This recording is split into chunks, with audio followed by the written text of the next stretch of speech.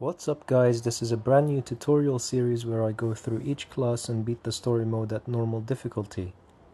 As you can see, I actually started with a brand new fresh account, but I think I'll go back to the Arcanist at some point in the future with commentary to help beginners out. We'll try with the Hunter class. So I've unlocked just the first row and a couple of starter weapons. The first row has additional gold, XP and health. But with this play series I'll try to simulate the perspective of a new player. I'll also only be picking the beginning weapon, the starter weapon which is the Hatchet, and the starting cards and passives. And I'll explain some of the keywords and mechanics in the game as I play through. We'll start with the Hatchet. The Hatchet deals 2 damage and it has the keyword flanking. Flanking basically says that if you play a card from either side, so either the left or the right side, it will trigger the additional text. If you play Hearthstone, for example, it's basically similar to Outcast. Each class also has weapon powers. So the starting power for the Hunter is the Feral Weapon, and every time we use this specific weapon power we gain Fury, and Fury is a card that deals 1 damage to yourself, but you gain a stat called Anger, and Anger basically is a damage boost. Passively we also gain Regenerate every time we land a 3rd hit, so you can already see some synergy. For the starting card we'll pick Feral Strikes. On cast it casts a basic attack, which in our case is the Hatchet, and the extra keyword triggers if you took damage during your turn.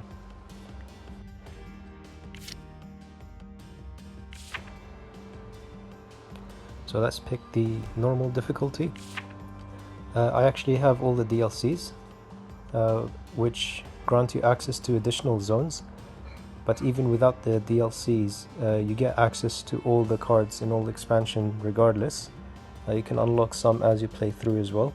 For a beginner, I recommend disabling all the extra cards, just because there are so many mechanics in the game that it will be overwhelming when you're just starting off. And when you disable the extra cards, it's actually more consistent for a beginner because the pool of cards is smaller, so you can get the cards that synergize with your deck much easier. So I actually accidentally quit, so let's just do that again. Disabled all the extra cards, and let's start. So in this playthrough I'll follow the default path, assuming you have none of the DLCs. The way the game works is you get a choice of 3 cards, and each card is either a location, opportunity, battle event, or a campsite, or a shrine. Each of those is a different type of encounter.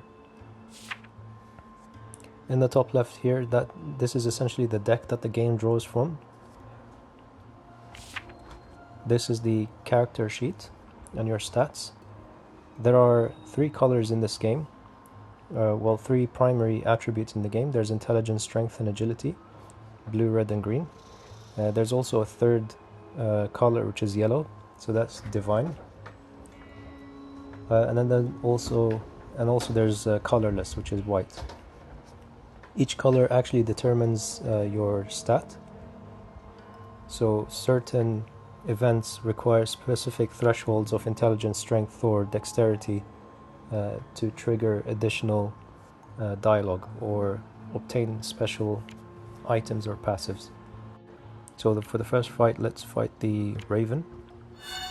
So with every turn at level 1 you gain 2 mana, and because I'm the Hunter, my primary attributes are dexterity and strength, so I gain a green and a red mana every turn. So once again, there is colored mana in the game, so some cards require combinations of colors to be able to cast, and you gain 2 mana every turn, unless you have specific talents which can give you extra mana or change the mana colors that you can have. So if you were to compare this to Slay the Spire, it's as if you have the ice cream cone, so mana actually stays over every round unless the enemy plays a card with interrupt. The enemy cards are shown in the top left. This is the passive. So the bird's passive is that they gain 1 evasion every time they take damage. Normally for a melee based deck that will be difficult because they will be dodging every other attack. But since we have the hatchet, and each hatchet, if we trigger the flanking, will attack twice, this shouldn't be that difficult. Evasion does not work versus ranged and magic attacks, so it's only effective versus melee based decks.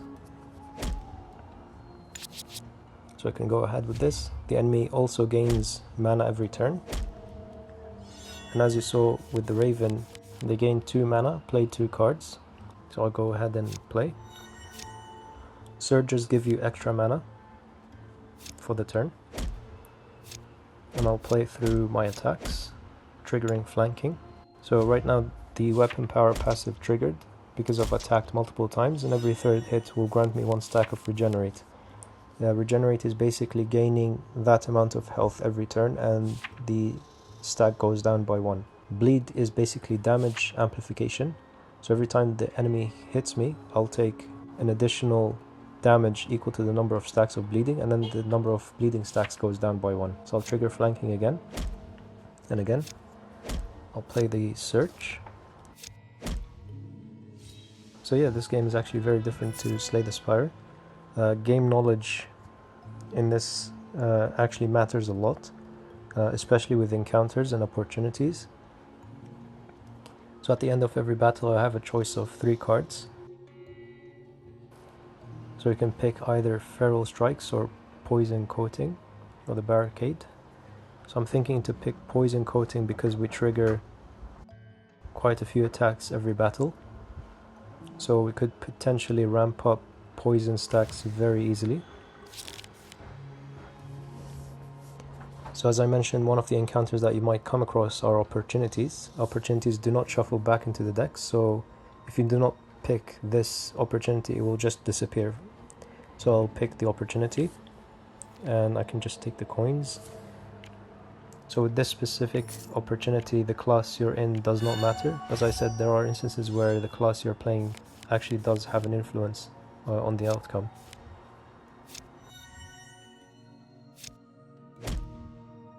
Play another Hatchet. So if you saw, the way you drag the card out determines what colored mana you pick.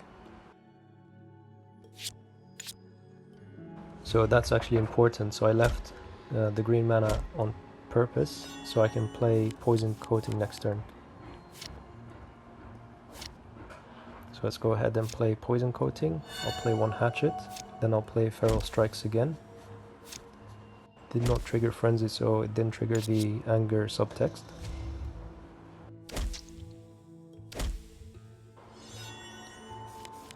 So with poison, every time they play a card, they take 1 damage and the poison counter goes down by 1. And if they gain health, it actually reduces the poison stacks by that amount of health gained. So if you gain 5 health, you lose 5 stacks of poison instead of gaining the HP.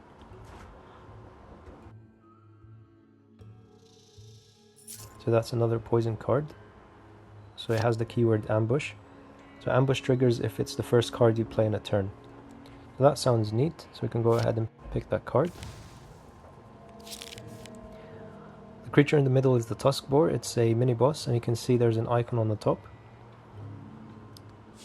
So actually the enchantment is that they gain anger at the end of every turn, and the enchantment spreads to the left and right. So if I were to fight the direwolf, it will be a stronger version of the direwolf.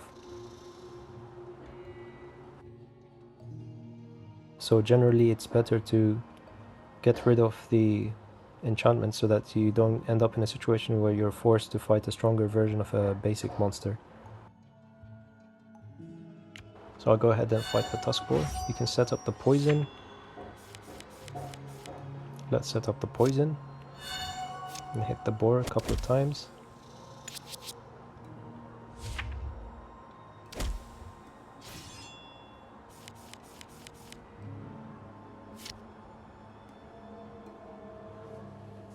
And let's trigger ambush so we can double the amount of poison stacks. Now it's 16. If you can see here in the top left, the boar is about to play their deadly attack. So in this case I'll probably just shield up. Their deadly attack deals 6 damage and it also interrupts, so we block 3 of that damage.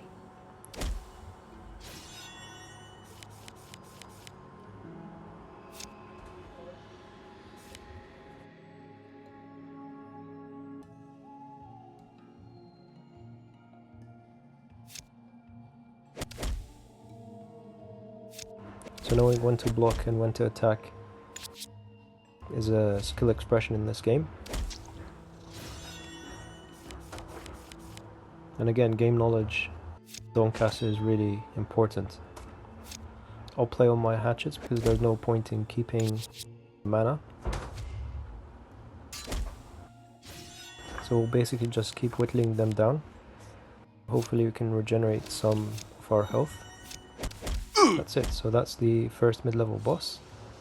Every Canto will have a final boss and some sort of mid-level boss. Sometimes there are special cases where you have variants of the mini-bosses, or you can fight additional mini-bosses based on dialogue. Even final bosses, actually. None of the cards here seem interesting, so I'll just skip ahead. So we got 2 different opportunities, so the rightmost one will just fizzle away if we pick the middle one. So that's a special quest. There are 2 paths you can take.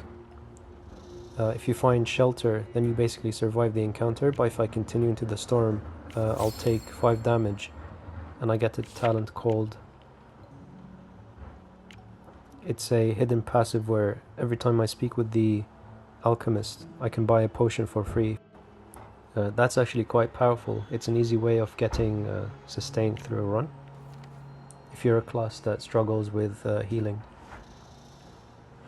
Go ahead and pick the red potion, which will give me the healing potion.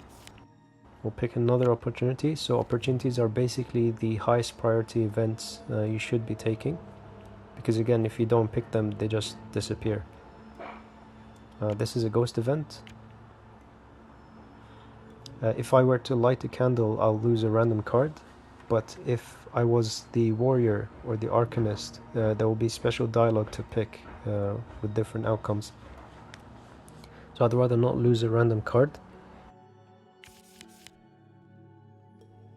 even though I should be getting rid of as many basic attacks as I can, just to make the deck more consistent. So let's fight this spider.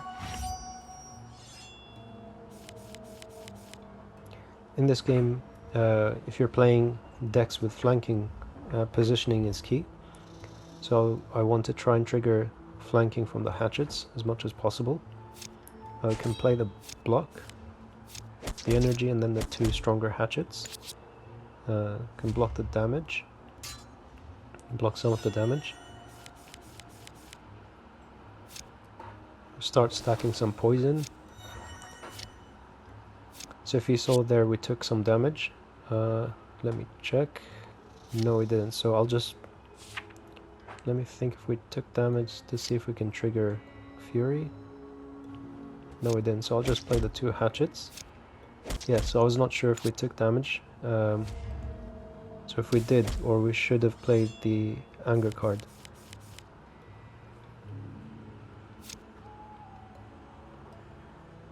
Actually, because the monster is about to die, we might as well just kill it.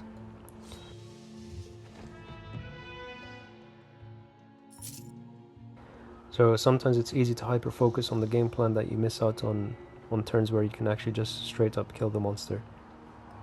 So Sleight of Hand seems interesting. Conjure a copy of one of your 3 non-unique cards in your deck and reduce their cost by 1. Yeah, so I think I'll pick it. Pick the opportunity, so it's the fallen tree. So if I was the warrior, I'll be able to push away the tree, and if I was the rogue, I'll be able to, I think, jump over the tree to skip the fight. So yeah, this is the one aspect I find really fun about the game, is that although it's a deck builder, it really feels like an RPG where the class you're playing feels like the class, and decisions kind of matter, and the game rewards you for knowing these hidden dialogue options.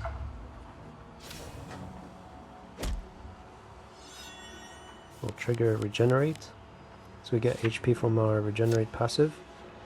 Can start stacking the poison. So let's start with the hatchet, play the energy, play another hatchet.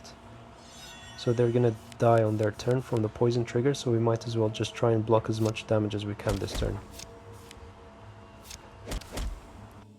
So that's another thing I just learned, is that when they play a card, the poison triggers before the damage part, so they die before landing any damage on us.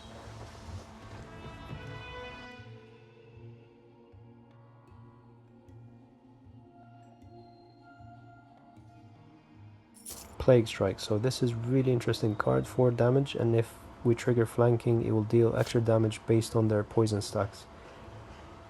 So yeah, this feels like a really strong hatchet actually, in our case, because we're able to just stack a lot of poison and it fits our poison synergy deck.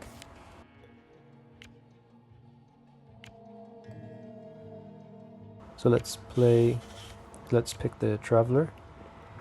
So in this event he just greets you back, there isn't anything to do, it just unlocks more events in the Canto.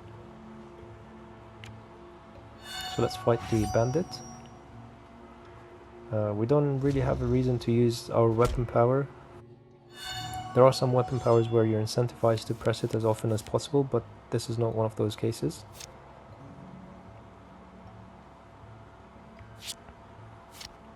Unfortunately, we're only able to play one of the cards, and I think I should have played Strike,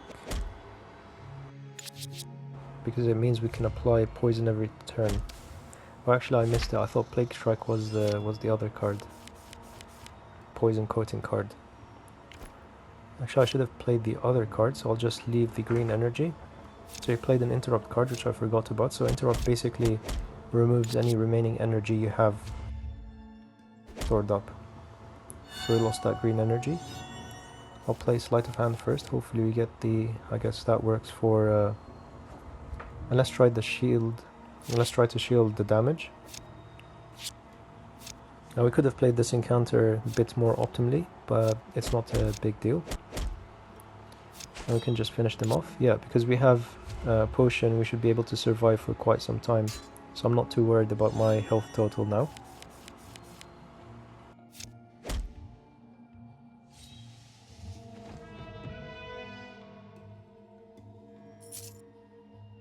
Gain 2 energy at the start of your turn. That sounds interesting, but again, it will just clutter the deck. So I'll skip that. Let's fight the third wolf.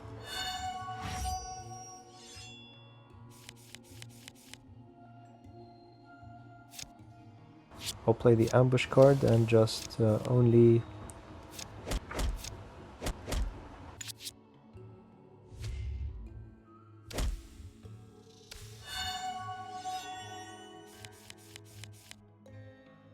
So that's the poison coating. I think we should play it. The annoying thing about the wolf is that every turn, actually except for this, well, the annoying thing with the wolf is that in some turns they will play a damage boost and an invasion card along with a damaging card, so, but because we have the hatchet we can attack twice, so the evasion does not matter as much. 13 stacks of poison. If we get the dagger, yep, so we can just finish them off here.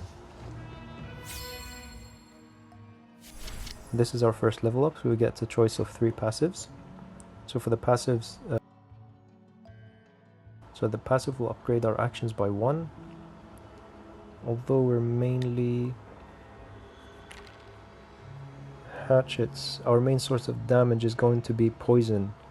So we can just reroll that, and there's no penalty for rerolling. And that's good. Reroll whenever they take damage from poison, we gain 1 health, so that should help with our game plan and the sustain. Basic attacks deal additional damage for each point of affliction, and because right now we only apply poison, so they'll just simply take 1 additional damage, so it's not that great.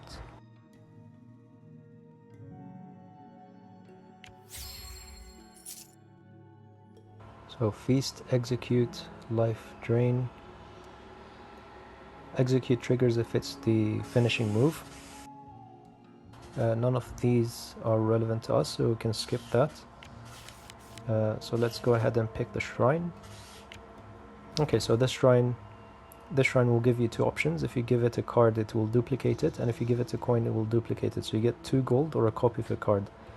Normally what I do is copy the health potion, unless I have a card that's really key for the game plan, or if there's a legendary card that I can duplicate to give to the collector. So we could also copy Sleight of Hand, upgrade it for a better card, but we'll get many opportunities to do that in the future, so I'll just copy the potion.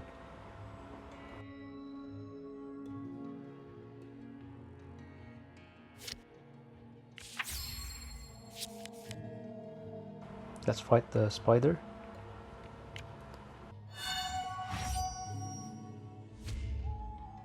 They just dazed us. Dazed is a stackable keyword, but once applied you can't stack it more, so every time you play a card the stacks decrease by 1, and once you reach 0 you'll get stunned. I'll play poison coating, and because I won't be able to trigger flanking, I think I'll just shield. There's no point in playing Sleight of Hand because we will just get stunned.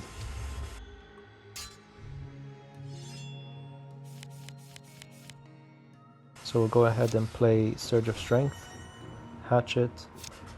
I should have used... So we didn't trigger flanking there because I did not want to use a potion for no reason, even though I'm at half health.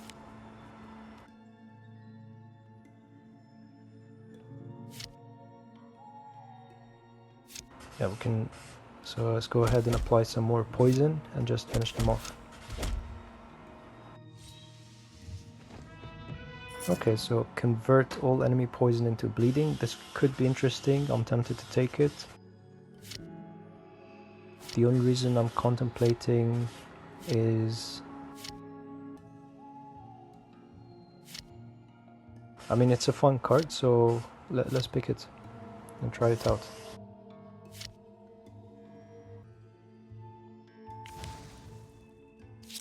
That's the boss fight. Just in case things go terribly wrong, we can rest once. I'll use my weapon power and let's fight it. This is the Weeping Mother. On the first turn, this is basically your setup turn. So as you can see, she already has 2 deadly cards. And her enchantment is that every turn she will apply 4 stacks of dazed to you, which means you can only play 4 cards a turn. So let's try and set up as much as possible. Unfortunately we don't have any poison, which means this card is useless for now. But I want to trigger flanking, so I think it's better to go from this side to gain some block. Hit it twice. So I didn't use the health potion because it heals you more if you're under 50% HP. So let's go ahead and start applying some poison. Yeah, so at least now we have 1 anger. All our attacks will do an extra damage. And if we trigger flanking, it will be an extra 2 damage. So that's synergy with the flanking hatchet. And because we attack twice, we get double the benefit.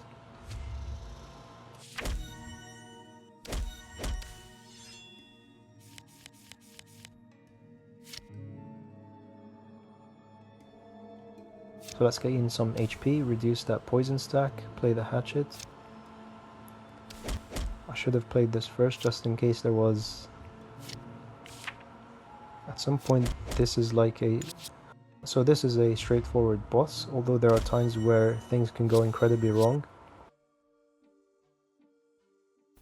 Speaking of incredibly wrong, my recording software just closed, so you missed the last bit of the final boss, but we did actually end up beating it, so you just kept playing with the same game plan of stacking poison. So I think I'll end the video here. In the next part we'll go to the next section. So yeah, see you next time. Bye bye.